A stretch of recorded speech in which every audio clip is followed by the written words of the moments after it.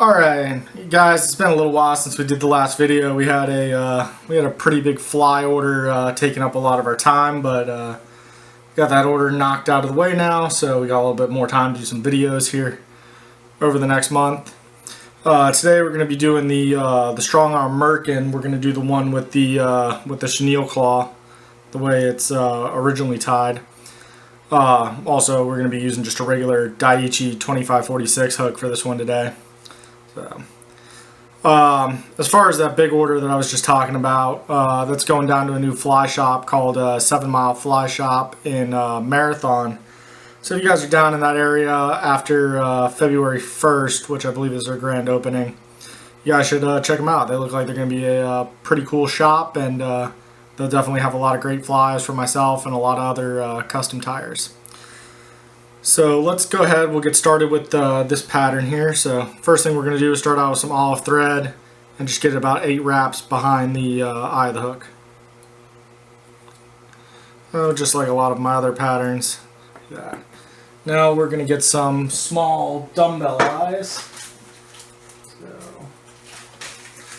we're going to use small lead dumbbell eyes, but you could use a variety of different eyes. I mean, you could go heavier, you could go smaller, just some brass eyes. With this pattern you can even go down to bead chain eyes if you want, because that chenille claw is going to help this hook flip over. So all we're going to do is just figure 8 these eyes on here and get a couple wraps under them. Just kind of make sure they're even on the hook. Then we're going to work our thread all the way back and a little bit down the bend of the hook, just getting a little bit of a thread base, a little bit down the bend, and then we're going to come back to the top of the bend here and stop. And we're going to invert our hook, and I've already got a chenille claw tied up here. This is standard ultra chenille in olive. All we did was we made 2 little overhand knots, cut the loop on the end, and then burned it with a lighter and colored it red. So all we're going to do is we're going to get this off the back of the fly here.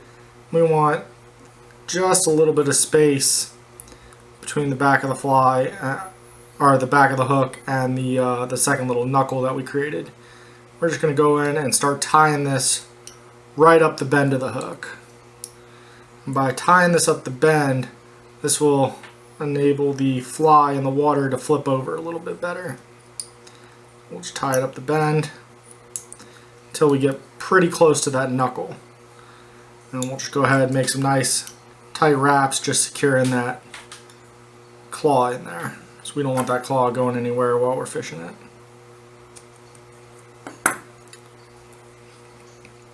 And just get that claw nice and secured in there.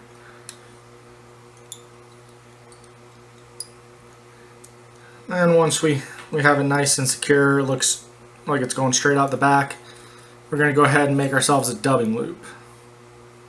Let's just make a little loop here right in front of the claw. We'll kind of move our thread here out of the way, and we'll get our little dubbing loop twister. So get that on there. Now we have some olive crosscut zonker strip. So all we're going to do, we cut this into about a 2.5 inch piece. All we're going to do is just fit it right into our dubbing loop. You could tie the zonker strip right in if you wanted to. I like to put it in a dubbing loop just so I can cut the hide out of there. Makes for less bulk. Find that hide holds water, so do everything we can just to make the fly lighter, easier to throw, all that kind of stuff, not make as big of a splash in the water while still getting all that movement from the rabbit hide. So we'll just go ahead, we'll spin up this dubbing brush, or this, not dubbing brush, but dubbing loop, get our rabbit nice and tight in there.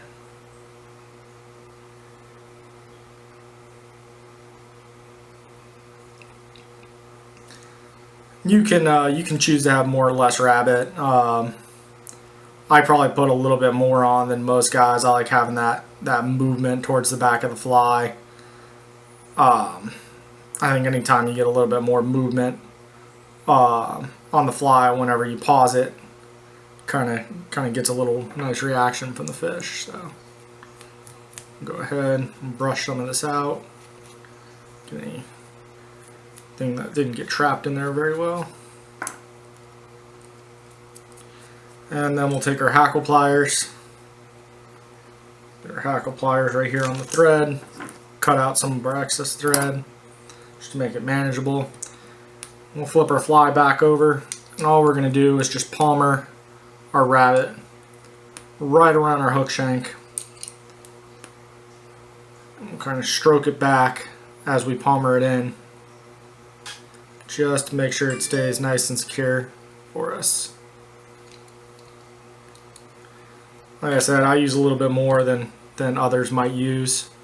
Others might go half of the amount that I use if you only wanted to use like an inch of rabbit or something like that. Spread it out so it's not as dense here on the back. But that's completely up to you, whatever you like. So just go ahead, tie off our dubbing loop and cut out our excess here. What I'm going to do is I'm going to kind of stroke this rabbit back, and then I want to tie back over the rabbit. And tie back over the rabbit. Get a little bit down that bend. You can see that rabbit is just long enough to where this claw is still sticking out the end of this. So when that's wet, it's just going to make it look like a little bit thicker of a claw. But you still get that nice movement.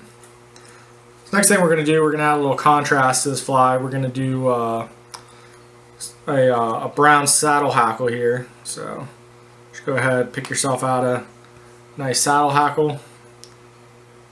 And that cape happens to be a whiting cape.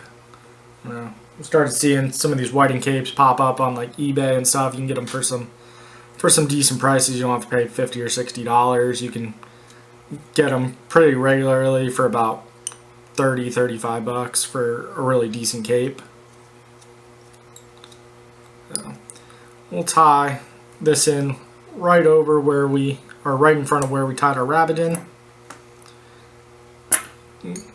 Kind of move our thread out of the way here. And then we'll do the same thing with our hackle that we did with our rabbit. We'll get our hackle pliers on it. And we'll just palmer one right in front of the other, right in front of this rabbit. I think this just adds a little bit more movement, adds a little contrast to the fly, so the whole fly isn't olive. There'll be another section on this fly that we make brown as well when we get to the body section. But I think the browns are really nice contrast. On some of the other color combinations that we do, if we do a tan color, we'll add brown as well. If I do white, I might add like some cream or even add like a blue in there. Just something to kind of mix it up a little bit. Rarely do you see a crab in the wild where he's all one solid color with nothing to break it up. Go ahead, get our hackle tied off there. We'll cut our excess out. Now what we're going to do is we're going to stroke back all of our hackle fibers, and we're just going to tie back on top of those a little bit. And all we want is those just to hang back and just look like it almost blends into the rabbit when it's in the water. And we'll kind of work our thread forward here. Kind of just clean up the body a little bit. The next step we'll be making a toad style body with legs. And we'll want it to be as clean as possible. So we'll do that next. We'll do that step here next. We'll just take a short little break. Alright, so we got the first part of the fly done, which is just this the back tail piece here. So now we're going to go ahead and make the toad style body. So we've taken the thread all the way back, about as far back as we can take it here on the close to the hackle feathers. All we're going to take is a little wooden clothespin, just kind of hold some of this stuff back so we don't trap too much of it while we're tying in the next step. See, just a little piece hanging here. So next thing we're going to do is we're going to take this this baitfish hair that we have here. You can find this on the site, cheap stuff, just like EP fiber. Now what we're going to do is cut a hunk out and cut it into 4 pieces. So we got 4 even pieces, and all we're going to do is just start tying them in one after the other. Thread tightened up a little there on me.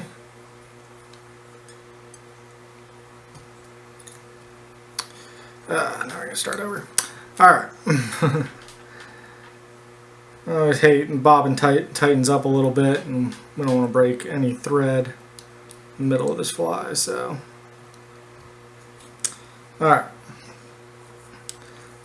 So we'll just take our little quartered piece here and just tie it in as far back as we can get it, and we're going to do 5 wraps going one way,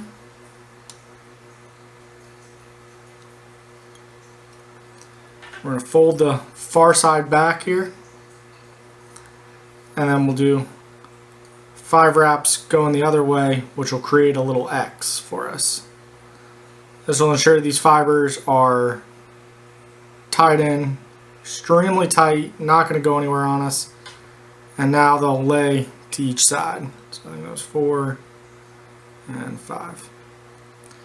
And then all we got to do is just take our clothespin off, fold the fibers back, put our clothespin back on. You guys see me make this toad style body in a lot of my other flies, so it's going to be really similar. Next thing we're going to do is we're just going to take some Sili legs. These ones are chartreuse with little black bars on them.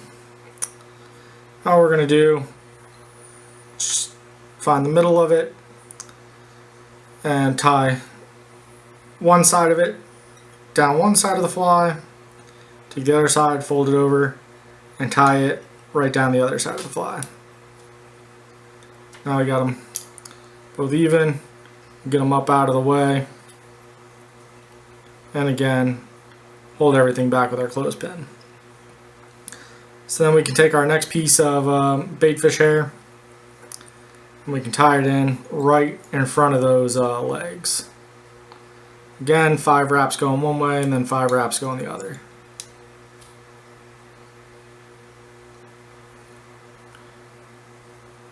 I'm going to do the other. It's nice and easy just to fold it back out of the way. You'll probably still trap a few fibers here and there doing it this way, but for the most part, I mean, you're going to get a pretty clean tie. So, again, we'll just jump forward, fold everything back, and we'll tie another piece in here. Now, I normally like to go, I do 1 tie-in and then a pair of legs. Then I do 2 tie-ins and a pair of legs, another 2 tie-ins and a 3rd pair of legs. Typically like to do 3 pairs of legs unless a client specifically asks for like a really big fly.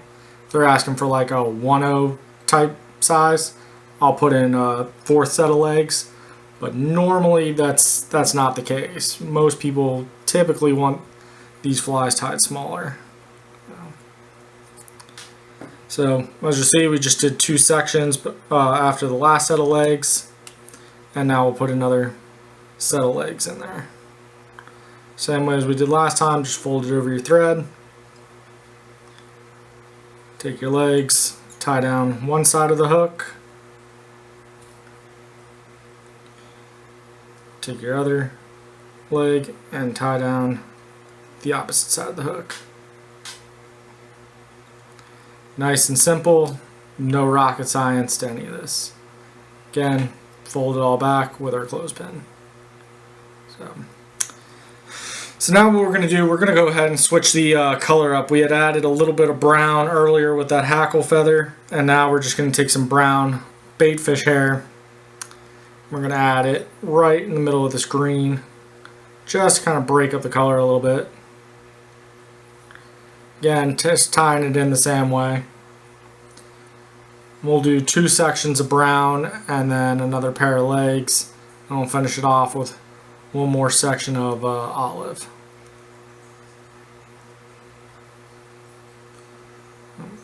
There's our first section of brown. And as far as how much material to use whenever you're guys are getting this baitfish hair, and some people will say the diameter of a pencil. I mean, really, you kind of gotta just play with it and figure it out. I mean, I kind of know in my fingers how much I need, and it's one of those things. You start tying enough toad bodies, and you'll really get it. I would always say with the toad bodies, you know, with this material in general, less is more. If you end up using too much, it's not the end of the world. You're just going to end up with a really bushy fly. And I mean, you can always come back and just trim it off if you feel like you have too much. You know, we'll get to a step in this pattern where we trim it up pretty good anyways. So I'll fold everything back again. We got a couple of stragglers here hanging off the front. Cut some of those out. And now we got to add in another set of legs. So we'll grab our last set of legs that'll go in on this one. Again, just like the other two, fold it over our thread. Tie down one side of the hook and then tie down the other.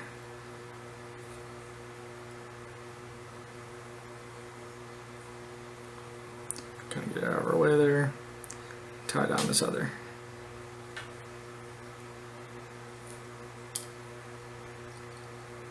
Alright. And that brings us to our last bit of baitfish hair. Right here on the front. If you really want to get super tight, I mean, you can get really up close to those eyes. I don't find that it's very necessary to pack so much hair into here. I mean, just as long as you get it pretty close to the eyes without leaving too much space, I think you're fine.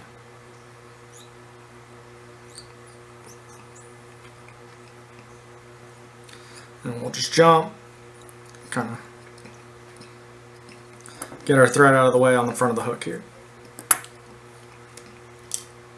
So now what we're going to go do is we're going to pull all of our legs down through this material. Try not to trap too many fibers as we pull them down. I mean, you're going to trap some, that's just how it goes, but the less you trap, the better. And then I'm just going to take my hackle pliers here. I'm going to clip it to all my legs so all my legs stay down and out of the way. Now I'll be able to turn the fly on its side, and I can take all the hair from one side of the fly, stand it all straight up, take my scissors, I can figure out what kind of angle I want. I try to make these not too wide of an angle, but you can make them as big as you want, you know, depending on what you're looking for. If you're looking to make more of a rounded crab shape, you can go much bigger. If you're looking for a much narrower crab shape, obviously go with a smaller angle. Again, I'll just kind of pick up all the fibers and get one clean cut. You just come in here, clean up the fibers a little bit with your scissors. If you don't want to use your scissors to clean up the fibers, the way I do it to make it real neat is I take this cauterizing tool. It's really great for these baitfish fibers because, I mean, you can just run it fairly close to the fibers and it'll kind of just melt them down. You can use that to make them just really neat looking. You know, it adds a little bit of black from where it burns onto the body that you'll see there. You know, I think it almost provides a little bit more of a natural look. At this point, what we're going to do is we're going to go ahead and flip the fly over You'll see there's still some straggling parts of baitfish fiber here. We'll just take some of these longer ones with our scissors, cut them out. But we'll do the same thing that we did on the other side. We'll just take that carterizing tool, which if you guys don't have one of these and you're tying toad bodies, get yourself one. I mean, they're really awesome. I would suggest getting the ones that have the ones that aren't the disposables. Get this one that's you can just replace the batteries. You can replace the tip if you mess the tip up. It's a little bit more money. I think this one's like $25 as opposed to the disposable ones like $15. But this one will last you so much longer. So now all we're going to do is we're just going to take our scissors. We're just going to kind of measure on each side and just give it a rough cut of how long we want the legs to be. I'm not too worried about them being super even on either side. Like you hear me and a lot of other tyers say, there's nothing in nature that's symmetrical. So if you're off by a little bit, I don't think any fish are going to care. So last thing I'm going to do, I'm going to take a little bit of sculpt here. I'm going to put a little sculpt just on my thread on the back. This will help just for a little bit of durability and make sure none of these fibers move anywhere on you. You know, you'll be able to catch a lot more fish on it. And I think it adds a little bit of weight on the bottom of this too. So if you're using beadchain and you find that it's having a harder time flipping over for some reason, you know, that little extra weight from the epoxy will help it flip. So now all we're gonna do just to end the fly, just kind of build the head a little bit here. You don't have to build it much. I mean, it's not really a necessary step. It's just more for aesthetics. And if I could ever find my whip finish tool, there we go. Just go ahead, whip finish on the front. I like to add a good amount of whip finishes. It's always pretty annoying if your thread comes undone after a few fish, so we make sure that's not going to happen. Then we go ahead, take a little bit of Loon Flow and just get it on those thread wraps. So all we do is just brush it on. I think the brush is the best applicator for Loon Flow. And you just kind of get it all over those thread wraps, on the eyes, all that kind of stuff. Give it a couple spins, let it even out, let it soak down into those threads. And that's what I like about the Loon Flow, is that it soaks down into the threads as opposed to some of these thinner epoxies that just stay on top of the thread. We'll go ahead, hit it with our light. And that's it. That's the strong arm merkin with a chenille claw. And you can see this chenille claw hanging out the back. Great pattern for fishing bonefish, fishing permit. It's one of the top patterns right now in the Florida Keys for their permit and bonefish. Becoming more popular in Mexico, Belize, Honduras. Tied in a variety of colors. Obviously, I like the olive for going to places like Belize. But I mean, you can get it in white. You can get it in white and pink, white and chartreuse, olive, brown, tans. I mean, basically whatever you want. This fly fishes pretty good in just about everything. So, if you guys like the fly, please give my channel please give this video a like. Please give my channel a subscribe. I'm gonna try to put out some more videos this month. I know we've been slacking a little bit. Like I said, we've been backed up on some orders, but yeah, we'll get some videos. And if you guys are interested in this fly, you can check it out on my site. A lot of these materials are starting to be put up on the site, so you can buy the legs, you can buy the baitfish hair, you can buy the chenille, buy the hooks, buy the weights, you know, almost everything to get you started on this fly. So pretty soon we'll have the hackles and the rabbit and stuff like that. So yeah, stay tuned. We'll have another video coming soon. Thanks, guys.